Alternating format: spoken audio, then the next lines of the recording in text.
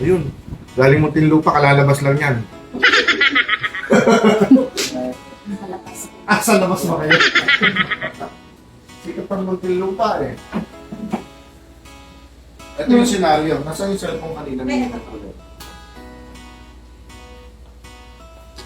So, ito yung kanyang x-ray. May x-ray sila, kaso, wala pa yung film, di nila hawak. Pinicturean lang nila. So, ayan po. Yan ang kanyang x-ray. See? Kita nyo? Literal, dislocate talaga siya, no? Dislocated elbow. Yung kanina, 82 years old. Dislocated shoulder.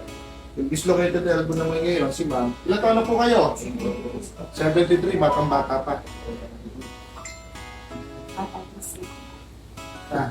Tapos sabi niya, paniniwala ko, yung lahat ng dama ng balita, ang mga taga-Muntinlupa sadyang napakatatapang.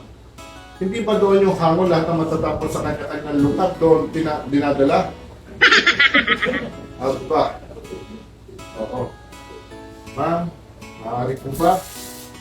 Titingnan natin.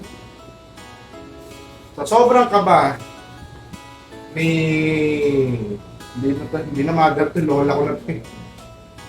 Sobrang kaba, yung relo na mawis. Ate na po. Pati yung relo eh, pinabakan eh. Pasensya na kayo, ma'am. Ay pakita lang ganito magsalita. Hindi lang ho kita yung lumabas na elbow, lumabas na buto sa kanya dahil sa pinagpala. O ayan, kahit hindi nag-gym, malaki braso eh. Pero ito, literal, ayan ho. Lumabas. Ayan. Maaari ko ba ipahawak ito mga anak? Pahawakan ko sa'yo ha. Ayan. Yes. Yung letter C, ramdam mo. Yung buto kasi nga ito. Pumunta ito. Tapos pag ganito.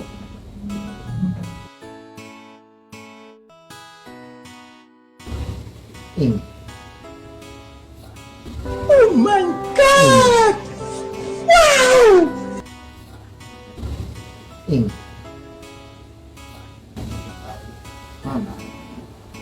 Sir. Isilin mo na naman ang ads. Ang bumalik na. Wala na yung book. Ayun ako. Diba? Diba?